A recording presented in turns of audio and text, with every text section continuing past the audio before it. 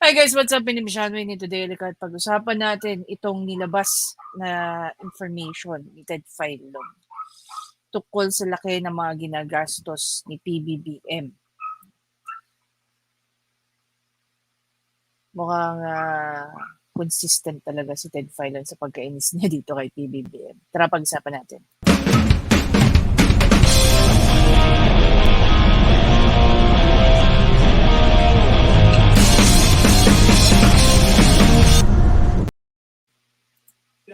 Bawal ang waldas. Sa bagong Pilipinas, bawal ang waldas. Bawal ang waldas. Bawal ang waldas. Kasi po kaya kami nagtatanong sa budget dahil kasama po doon sa sinasabi ni Presidente na ang bagong Pilipinas hindi dapat nagwawaldas ang gobyerno sa pera ng bayan, di ho ba? Klarong-klaro ho naman yun, no? Sa kanyang mensahe, di ba? Klaro yun. Hindi dapat nagwawaldas. Pero dito po sa aming nahawakan ng mga dokumento at kami nagpapasalamat din po sa Vera Files, no? Sa pag-guide sa atin kung paano makakakuha nito pong mga kopya ho ng inyong mga gastusin sa mga aprons, bowlers, sombrero, cap, stickers, hoodie jackets, tote bags, t-shirt, no? Tumblers, etc. Sa bawat item, halos 1 milyon po ang gastos, no? 1 million. Aprons, bowlers, 949,000 Opo, ang average po. Dito pa lang po, 7.5 million na. 7.5 million na. Imagine mo kung gaano kalaki yung 7.5 million na yan. Kung yan 7.5 million na yan, ibinibigay, no, sa mga classroom para mapalagyan ng mga additional electric fan, makapagpagawa ng isa pang building o ilang classroom. Pero ginagastos ng administrasyon ni PBBM saan? Sa mga pinamimigay nilang giveaway during sa mga pa-event nila. 7.5 million na ang gastos ng gobyerno. Pangalawa po, dito po sa inyong sound system, at dito sa inyong entablado, 16,400,000 pesos na po. 16,400,000 pesos na po. 16,400,000 pesos na po ang budget na inilaan dito ng PCO. Maliban pa dyan, may mga add-ons pa po ng mga budget. Tanong po namin dito, no? Itong budget na ito na ginastos po para sa event, plus. Ito ho ba'y hindi natin may tuturing na pagwawaldas? Sir, as I mentioned po, for every activity ng Presidential Communications Office, meron pong budget na nakalaan. At alam naman po natin na sa government transactions, meron pong bidding process na nangyayari. So, may gumawa po ng mga market study for the service providers, for the food providers, sa lahat pong yan. Dumaan po sa proseso, sa mga nabanggit nyo pong collaterals like t-shirts, aprons, caps, and stuff like that. Meron pong bidders at sang-ayon po sa proseso ng bidding ay yun po ang mga nakuha. Opo, pero hindi ho ba sir, kaya nga bagong Pilipinas Kapag sinabi mong bagong Pilipinas, kayo nagbabago na sa ugali ng gobyerno, no? Una yung pamimilit sa mga taong umattend. Bago ba ito namimilit naman po ulit. Pangalawa, bago ba ito na hindi magwawaldas gayong sa gitna po ng paghihirap ng maraming Pilipino, ay nga po araw-araw sa aming programa, marami po nagdarahop na humihingi ng tulong sa amin, tayo po'y gagasta ng higit sa, dito pa lang po sa mga paunang informasyon, higit na pong 22 milyon ito. I go back to what I said initially, Sir Ted, na meron po tayong culture of negativity. So, nung sabihin po na i-anunsyo po na they find that culture of negativity. Now, the question is, yung event ba na yan is very necessary? Diba? Wala naman tayong ganyan sa mga previous administration and we're doing perfectly fine. Diba? We're not just talking about PRRD, Pinoy, wala namang ganyan kay Pinoy, kay Gloria wala, kay Erap wala, kay sino pa? Si Ramos wala, even kay Cory wala. Walang mga ganyang pa-event. Nagagawa ka ng event para lang gastusan mo ng milyon-milyon and then ang rebat mo is culture of negativity. 'Di ba? Like say for example, kailangan ko bang kilalanin ang congressman nang hindi ko alam kung taga saan? Kailangan mo bang bitbitin ang mga kongresista sa isang probinsya? Legislative district nga. Hindi sila kailangan kilalanin ng mga ibang tao. Para ano? Imagine mo magbitbit ka ng mahigit 160 plus na kongresista sa isang probinsya. Kaninong gastos yan? Kaninong pondo yan? Pera po yan ng taong bayan. Diba? Tapos ang sasabihin lang sa'yo, culture of negativity. Don't you think that's BS?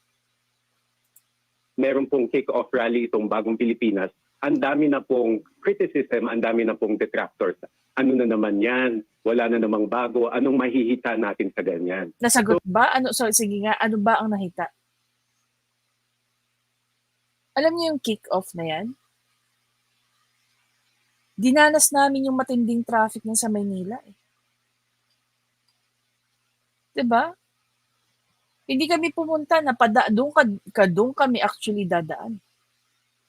Sa lugar na yun. Imagine niyo kung gaano kaming pesteng-peste sa sobrang traffic. So makikita mo may mga pakain, may ano. Sino gumastos dyan? Pera ng taong bayan. Hindi porket may naka-budget sa inyo PCO. Ibig sabihin, iwawaldasin nyo sila sa mga ganyang klaseng bagay. Sana yung 22 million na yan, binigay na lang doon sa mga kababayan natin na kailangan ng suporta. Which is gaya ng what? Senior citizen. Sana ipinondo nyo na lang na makabili sila ng pang-maintenance nila. Lalong-lalo na yung mga hindi nagpe-pension. Ang ginawa nyo, pina-event nyo lang. Di ba mas may kabuluhan yun? So, yun po ang sana gusto po naming ipabatid din sa publiko na give it a chance. Sa iba pong mga administrasyon po, meron po silang mga campaign, meron silang mga program. Campaign! Alam niyo, nabutan ko si PRRD panahon ng kumbaga, naano ko yung kanyang governance during pandemic eh. Pero prior to that, I don't remember seeing or watching na meron siya mga ganito. Yung mga serbisyo fair. Job fair, oo. Pero serbisyo fair? Talaga ba? Yan ang rebuttal sa inyo? Meron pong na-fulfill na promises, merong hindi. Pero gaya po ng sabi ng Pangulo sa kanyang speech kahapon, nabigo na ng maraming beses ang mga Juan at Juana de la Cruz dahil sa pangako ng mga administrasyon.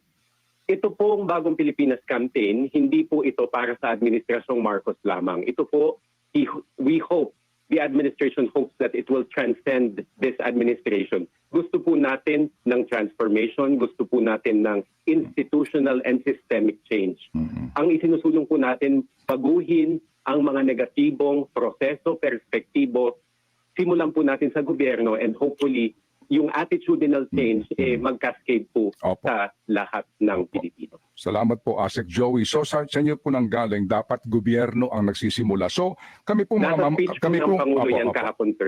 kami pong mga mamamayan, paano po namin uunawain yung tatangkilikin na dapat sa gobyerno nagsisimula. Gayong ang gobyerno dito po gumasta ng malaki na pera ng bayan. Tapos meron pa hong issue ng pilitan. So, paano po namin tatangkilikin na parang sa iba, sabi baka ang turing nyo sa mga taong negatibo, ang pananaw kayo mismo sa gobyerno, ngayon, hindi nagbabago eh. Again po, Sir Ted, wala pong pilitan na naganap. Voluntary po yan. At yung sinasabi nyo pong kumuha ng attendance, kailangan din po yan para sa liquidation ng yung ipinakain, yung transportation para sa mga kawani bawat department. Doon po sa kung paano po tatanggapin ito ng Imaginein mo, wait lang balikan natin. Pera din ng taong bayan yung ginamit para doon, di ba? Taong negatibo, ang pananaw kayo mismo sa gobyerno, ngayon, hindi nagbabago eh. again po Sir Ted, wala pong Pakinggan yung mabuti to pilitan na naganap. Voluntary po yan. At yung sinasabi niyo pong kumuha ng attendance, kailangan din po yan para sa liquidation ng yung ipinakain, yung transportation para sa mga kawani bawat. See? Tayo rin ang pumondo para sa kakainin ng mga government employees at saka yung mga sasakyan. Yung bayad ka ng bayad ng mga taxes mo para dito sa walang kakwenta-kwentang gawain ng gobyerno natin. Tapos sasabihin sa atin, culture of negativity. Sige nga, yung kinontribute, yung ibinayad na taxes ng mga taong bayan, lahat ba na nagbigay ng taxes nila na kinabang dyan sa pinagagawa nyo?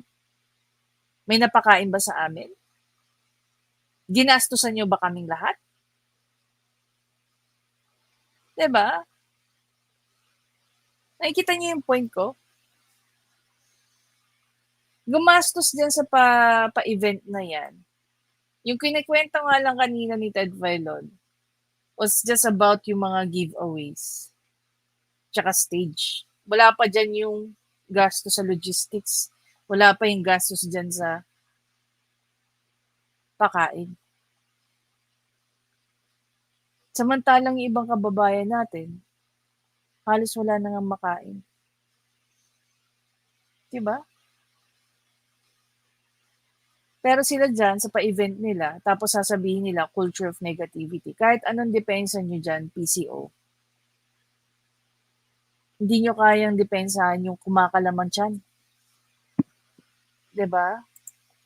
Department. Doon po sa kung paano po tatanggapin ito ng Yung ating gastos mga po, yung mamamayan. gastos, opo, yung pangkalahatang Opo. pong gastos, opo. Kahit po yung overall negative impression about what this campaign is. Yun nga po, number one, can we... Alam mo, ang maniniwala lang or makakita na may positivity ito, either mga taga-PCO o mga bayad na vlogger ni BBM o ni Tambaloslos. Pero yung mga Pilipino na gaya natin, I really don't think so. Diba? Sige nga, bilang ikaw na nanonood ngayon, na kinakaltasan ng mga taxes, na kada bili mo ng kahit ano may binabayaran kang EVAT or VAT, anong napakinabangan mo dyan sa mga pa-servisyo fare? Nakakain ka rin ba ng pinakain sa mga yan? Nakatanggap ka ba ng bowler? O ng kung ano pa man? Ano ang naging pakinabang ng bawat Pilipino dyan sa pa-event ni Rafi? Ni PBBM? Sige nga.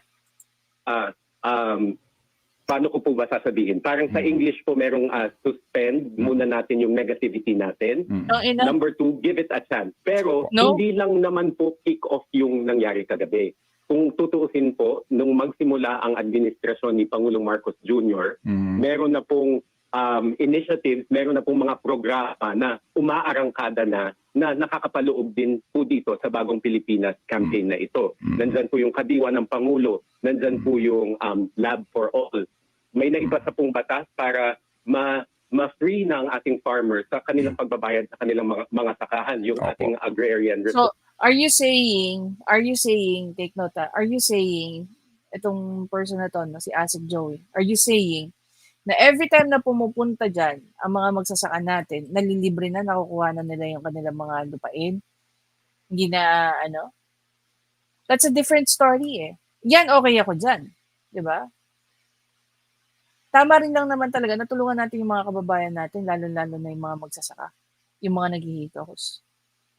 Sobrang nag-upload ako dyan sa ginawa ni PBBM na yan. Pero ito, anong kinalaman nito doon? Diba? O ngayon, balik tayo. Kung yan ginagastos din sa mga pa-event na yan, yung mga pa-BS, Bagong Pilipinas at Bisyo Fair na yan, kung yung ginagastos dyan, patuloy natin tinutulungan yung mga magsasaka natin. Di ba mas marami tayong natutulungan? Hindi ko maintindihan bakit hindi niya nakikita ang pagwawaldas ng ginagawa nila eh. Form law. Mm-mm. Marami na pong programa na kasi po ang problema nga po is kinofocus po natin sa single incident, sa single event which is the kick-off. Hindi na po natin nakikita yung nasa Opo, gilid opo. na Take note guys, no? Yung kick-off at saka yung mga succeeding bagong Pilipinas Serbisyo Fair, pare-pareho lang naman eh. Is it safe to say na kung ano yung gastos yun ng kick-off is the same dun sa mga succeeding? 'Di ba? O eto, naglilipad pa kayo ng mga public officials sa iba't ibang lugar. O maliban dyan, excuse me, definitely ibubuk nyo pa ng mga hotel yung mga yan. Gastos na naman ng mga Pilipino yan. Tapos sasabihin, culture of negativity.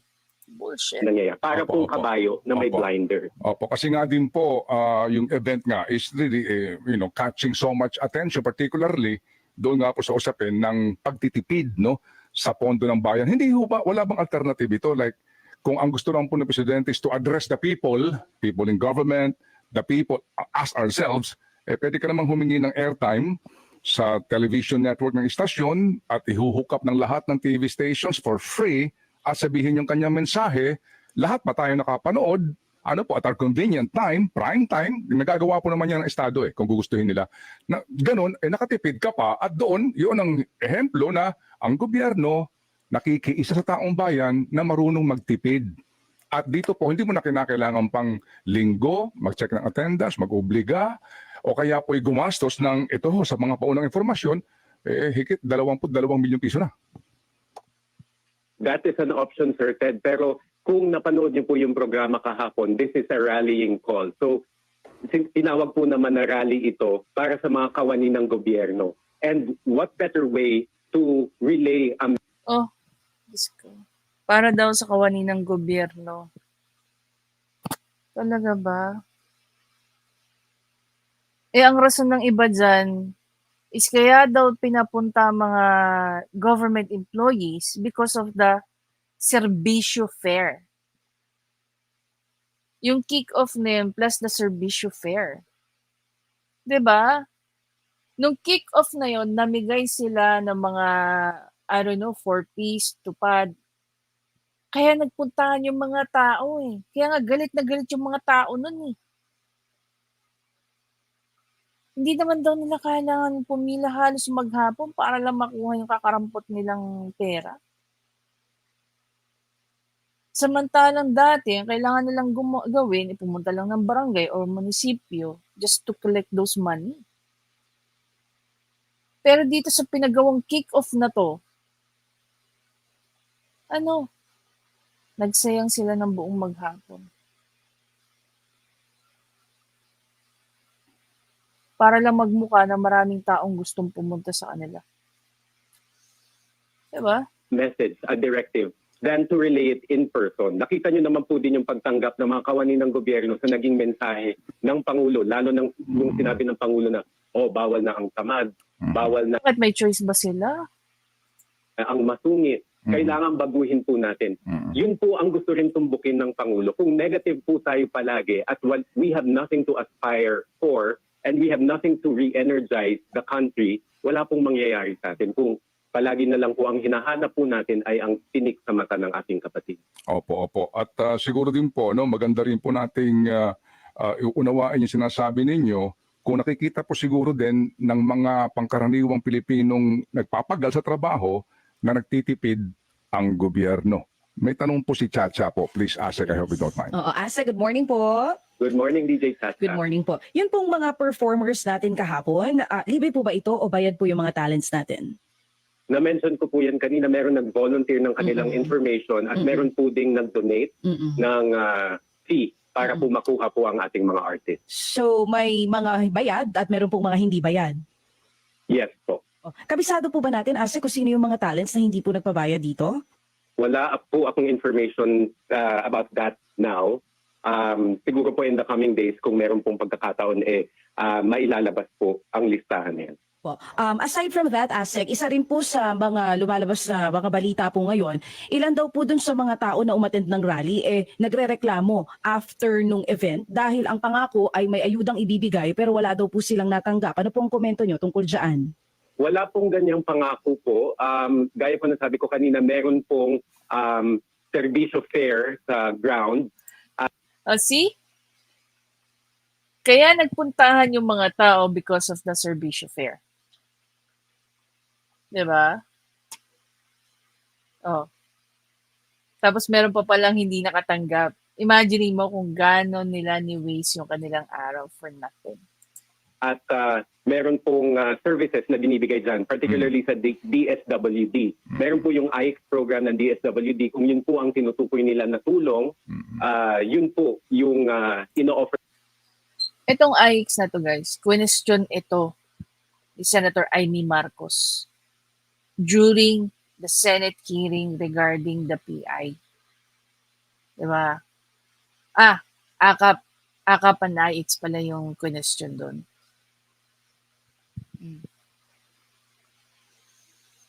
Na may mga insertion na hindi man lang dumaan sa kanya, na hindi man lang niya inaprubahan. Tapos may 26B na pondo sa isang programa na hindi pa nga napapagplanuhan. May pondo na pero wala pang programa. ng DSWD. Pero yung kung ano man po yung Imagine mo, nakakita sila ng loophole at padadaanin nila sa DSWD. Tandaan nyo, yung controversy ng pork barrel ng panahon ni Pinoy. It was Pinoy, right?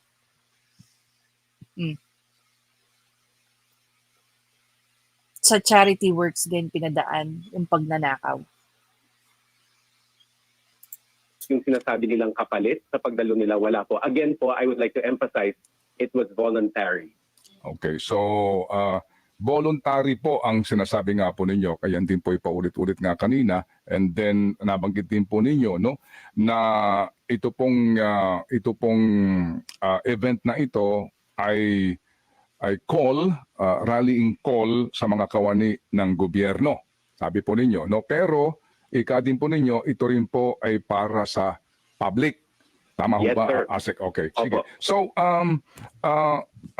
akala ho, ano ba ho talaga? Kasi ang amin pong binabanggit kanina, mas maganda ho kung nakatipid nga tayo dito dahil sa mas mainam kung ito po ay ginawa ng presidente sa isang Nako-corner na ni Ted Filon si Asik.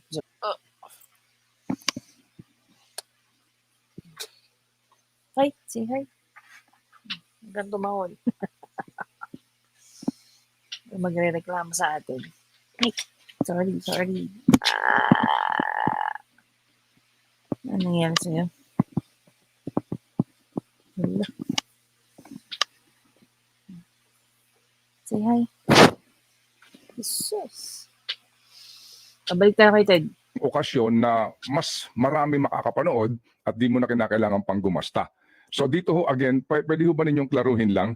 Kasi po may mga tao po nakikinig sa atin na nalilito daw ho sa inyo pong sinasabi. Tumatakbo na ang mga programa ng gobyerno, pati yung Bagong Pilipinas, bakit mga daw ho kinakailangan pa ng kick-off rally? Ito ho yung mga tanong po ng mga nakikinig po sa atin, Asek. Opo, Sir Ted. Kung tatanungin ko rin po sila about Bagong Pilipinas, masasagot po din ba nila yung tanong na yon?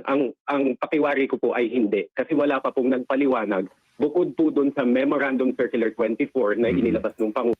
Napaka-stupid naman na tanong yan. 'Di ba? Ang tanong dyan, do you guys have, tawag dito? Ano yung ano ko doon? Meron ba kayong proper information drive tungkol dyan? Para tanungin mo kami. Ang alam lang namin, tinatapatan nyo yung maisog, kaya kayo nagaganyan. 'Di ba? Kung saan pumunta ang maisog, doon din kayo pupunta. Kaya hindi na siguro ako magugulat kung one of these days nasa Pampanga rin kayo. Nung Hulyo. Mm-mm. At dahil government document po, hindi naman po lahat mauunawaan ng lubos yun. Kaya po kailangan ipaliwanag. Kung tutuusin, as part of our information campaign, sunod-sunod po yan na meron po kaming mga gaganapin pang campus caravan sa PCO, media and information literacy programs. Isasama po yan eh. Kasi kahit po sa basic, ang importante po is information and education. Kailangan Imagine mo na naman yung panibagong gastos. pong maunawaan at kailangan pong i-kick off dahil Opo. wala nga pong nakakaalam kung ano ito. Opo. Kaya sa speech po ng Pangulo, nabigyan na po tayo ng insight kung ano yung gusto niya mangyari. And now, dahil meron na pong marching order yung mga kawani ng gobyerno, pwede na pong i-disseminate sa grassroots level. Meron po din ditong reaksyon, isa pong government worker, hindi lang ho nag-aailang magpakilala. Bakit daw ho pati mga letterheads nila, mga office logo, pinalalagyan pa ng bagong Pilipinas logo, dagdag itong gastos? Yan po ang nakapaloob sa Memorandum Circular number 24. So again, hindi nasagot. So alam nilang panibagong gastos. Alam nilang dagdag gastos. Imagine niyo yung number of letter. Yung mga companies, no, yung mga government agencies na yan. I'm very sure meron na silang pre-printed na merong mga letterhead. Imagine mo, i-discard yun just because of this shit. Imagine niyo kung gaano kalaki yung ginastos ng bawat government agencies just to comply with that bullshit. Tapos sasabihin ni PBBM, bawal ang waldas sa bagong Pilipinas when in fact siya yung nangunguna sa pagwawaldas. Diba? Siya ang nangunguna sa pagiging waldas. For enjoining all government offices to espouse or embrace the bagong Pilipinas brand of governance. Bakit pa daw ho ba kinakailangan nitong ilagay, dagdag daw ho ito gasto sa kanila? Sabi nga ho nila dito, kung ang binabanggit ng Presidente, magtipid, wag magwaldas, bakit nga ang kanilang ginagawa, pagwawaldas? Ito ho, galing po sa nakikinig po sa atin na government worker po. Paano po malalaman ng mga Pilipino kung ano ang bagong Pilipinas kung hindi po nila nakikita, naririnig o nararanasan ito? Di ba po sa atin po sa... So, come to think of it guys, no? Ito, tanong ko lang ha. Sa pagbababa ni PBBM, do you really think that bagong Pilipinas shit will go or will stay? Paano ko sabihin na susunod na presidente, tanggalin niya yung bagong Pilipinas shit na yan? So imagine niyo kung gaano kalaki yung ginastos para lang sa branding ng bagong Pilipinas. Which basically it will not gonna change. Bakit pagka brinad mo ba ang bagong Pilipinas na to, ang ugali, mindset at lahat ng mga Pilipino magbabago? Of course not. Kung si PRRD nga, kamay na bakal mo. Hindi niya napasunod lahat ng Pilipino. Ikaw pa kaya? BBM? Diba? Sige nga, isipin niyo yung relevance na yan. Only because nagkaroon ka ng branding sa governance mo, do you really think magbabago ang mga Pilipino para sa'yo? Not unless maging diktador ka. Sabihin mo na lang kung anong gusto mong gawin. At pag hindi ka sinunod, anong mangyayari? Diba? Oh. Media Sir DJ Katsa, meron po tayong audiovisual platform. We appeal to the eyes and the ears at isa po ang visual arts, yung paglagay po ng logo para po matandaan, ma-instill sa tao at sa government worker na ito po ang ating program of governance. Pero hindi ho ba dito ang sabi nga nila, mas maganda nga kung sa halip na salita, nasa gawa. Kasi po, kahit na po daw ilagay mo sa bungad dito ng bawat lamesa daw po sa tanggapan ng gobyerno itong bagong Pilipinas, yung nga po, sinasabi nila dito, kung ang ginagawa naman nila, iba doon sa sinasabi nila, wala daw hong silbi ito. Ito po sinasabi nila. Ibabalik ko po doon sa government worker na yan. No? Sinasabi niya na dapat sa isip, sa salita, sa gawa. So, sa salita niya po, sinasabi niya po na walang pakinabang ito, logo lang ito. Hindi po ito logo. It's again, an aspiration that we hope that everyone will imbibe and will instill and will carry out in their daily Opo. life.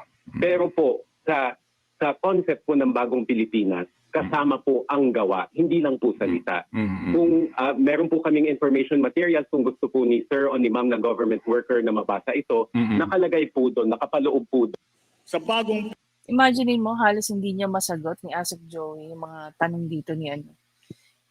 Pinagpipilitan niya lang yung mga pinagpipilitan lang din ni PBBM. Tingnan natin yung comment dito, yung comment section ng mga yung comment ng comment sa comment section. Sabi ng bistak ng Davao, ang yaman nila, sana all waldas. Travel pa more, sabi ni JMNP, tama ka Ted. Nag-promise sila through registration sa Bagong Pilipinas na may 10,000 kung mag-attend sa ilang pa-concert dahil ako'y taga Davao North. Nag-promise sila kaya marami ang a-attend kung walang promise, wala.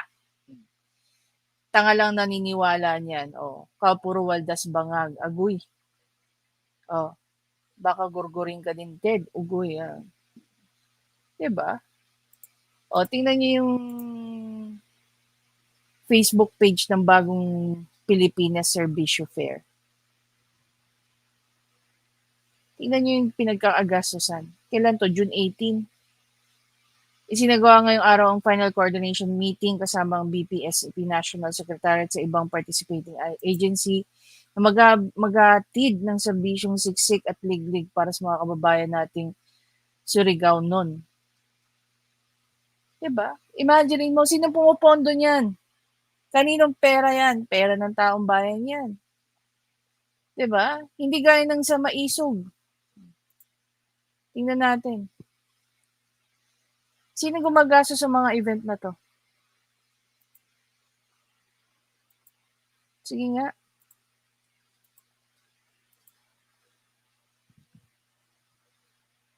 Yung pagrenta sa lugar na yan, yung pakain dyan, gastos nino yan.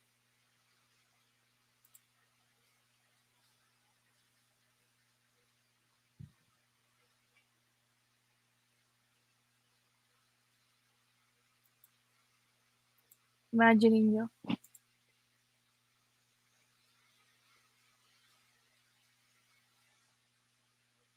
Pagkakaisa concert, Friday.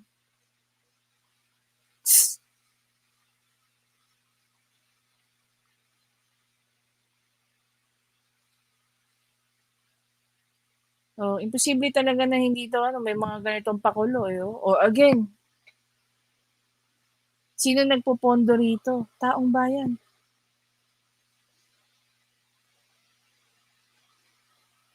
Imagine niyo yung ginagastos ng Pilipino para lang sa branding. 'Di ba? Para lang sa branding ni BBM ng governance niya. To be institutionalized. Wow.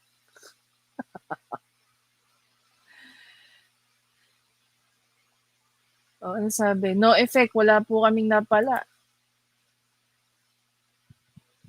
Ginapili lang nila tao na friend na mag-effort, nag-fill up man lagi. Okay. Tingnan niyo kada post nila, halos walang pumapansin.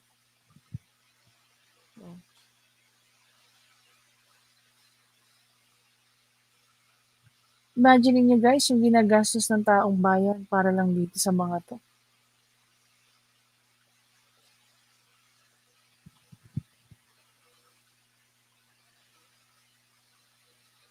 Di ba kayo kinikilabutan? Tingnan mo mga pagmumukha nitong mga hayop na to. Diba?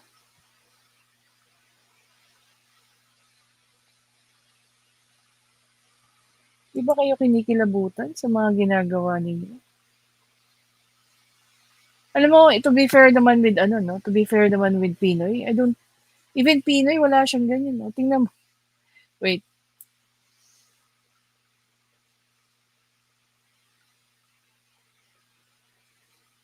See? Kailangan talaga may ganyan. May pagganyan sila pero marami tayong kababayan na nagugutom. 'Di ba?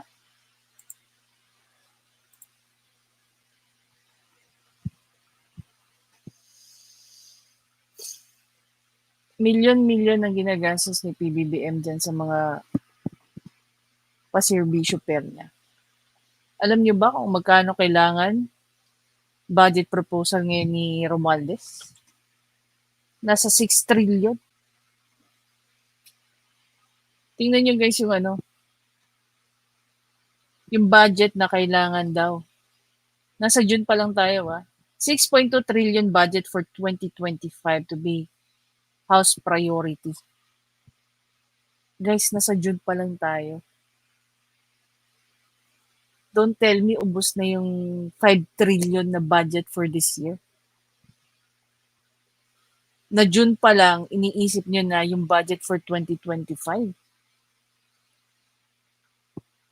After lawmakers have approved all the priority bills of President Marcos, the next order of business for the House of Representatives will be the proposed 6.2 trillion national budget for 2025. After the President delivered his State of the Nation address in July 2022, of course, the Executive Department will submit to us in Congress their proposed budget for 2025, and that will be our priority when we resume sessions. That will be Open's third and last regular session prior to the filing of certificate of candidacy by October this year and before May 2025 senatorial election. The leader of the 300 plus strong House, who is also the president of the ruling Lakas CMD political party, said that the national spending program is the most important piece of legislation passes each year. Oo. Dahil kung hindi nyo ginagawa to, wala kayong winawaldas na pera, 'di ba? Romualdez was interviewed at the agricultural convergence event in Chaong, Quezon province over the weekend after witnessing the distribution by the Department of Labor and Employment of financial aid under the agency's tulong or tupad. Tangin na talaga, He said Congress would continue to fund workers' assistance program. Yay! Near agreement on the RTL amendments. In a related development, Romualdez said that the House and the Senate are close to an agreement on the amendments to the rice tariffication law following his first official meeting with the Senate President. Jesus Cordero, the meeting in collaboration is going, and it seems the House that the Senate are almost in agreement. We might have a good resolution on RTL, the speaker said in an interview. Aside from tupad payout to workers, the event marked the launch of the Farmer Assistance for Recovery and Modernization Program. Ay, another loophole. As a guest of honor and keynote speaker during the event organized by Deputy Speaker in Quezon, tangina si Suarez. O nga pala, siya yung congressman dyan. Romualdez cited that the ongoing efforts to amend the RTL to provide further efforts to, regarding the rice tariffication law, there is actually one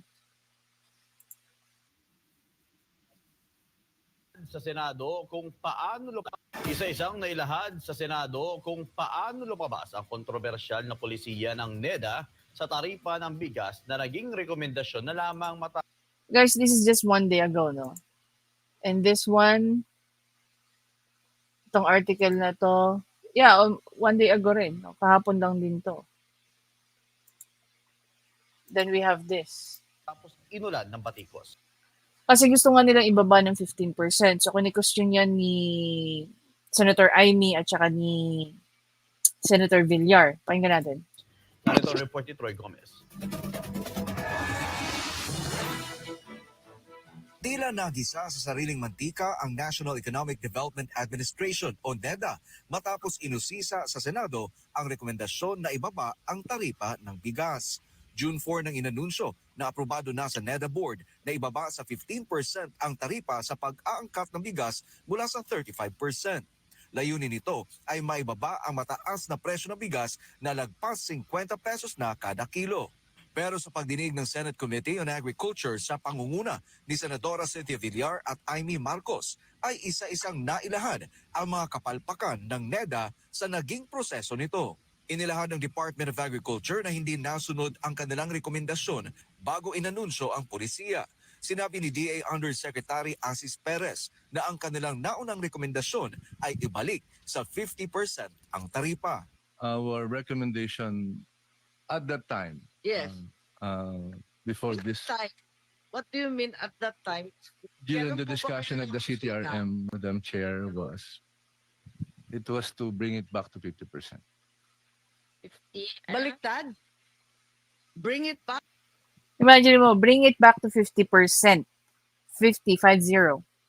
Samantalang yung ginagawa ng NEDA, ina-approve nila yung 15%. Oh. Diba? To 50. Sa revelasyon ng DA ay napatawa na lang si Undersecretary Perez dahil sa malayo ito sa lumabas na polisiya ng NEDA. Oh, tingnan nyo Dito gusto nilang baguhin yung rice tarification law. Tapos dito pinag-uusapan din nila yung rice tarification law. Iba ang gusto mangyari ni Romualdez, iba rin ang gusto mangyari ng pinaka-author ng rice tarification law. Kasi nga naman, pag bumaba pa yun ng 15%, ma-abuse yan. But that does not guarantee, sabi nga, merong economist ang nagsabi, that one doesn't guarantee na bababa ang presyo. Only because binabaan nyo yung rice tarification, yung tariff na yan. Diba? From 35% going to 15%. Sabi na nga rin ni Senator Amy, if mangyari yan, papatayin natin ang industriya ng pagsasaka dito sa Pilipinas. Because we are going, as we speak, we heavily rely na nga sa importation.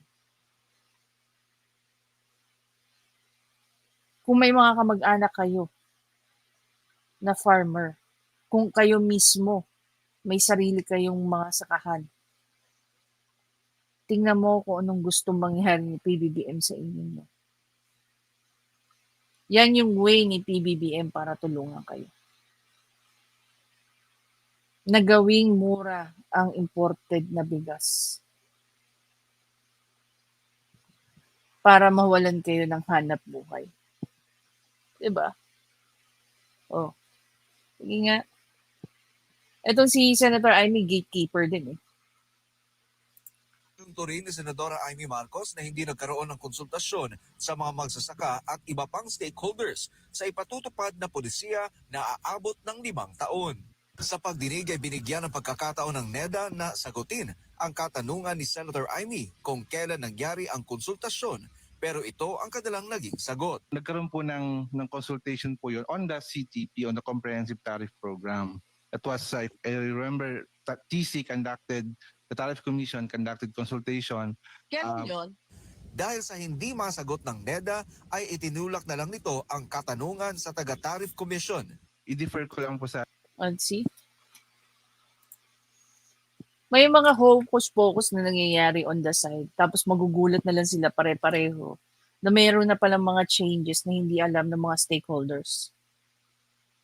Naalala ko tuloy yung biglang in-announce ni PBBM yung tungkol sa rice price cap na nagulat si Secretary Jokno. And after that, ano nangyari? Di ba nawala siyang bigla?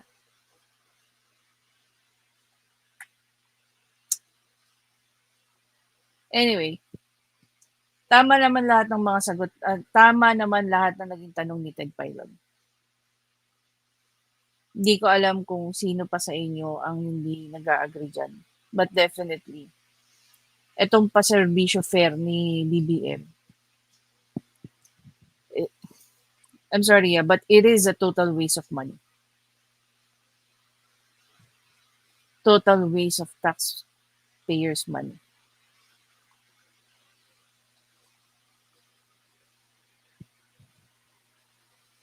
Imagine niyo.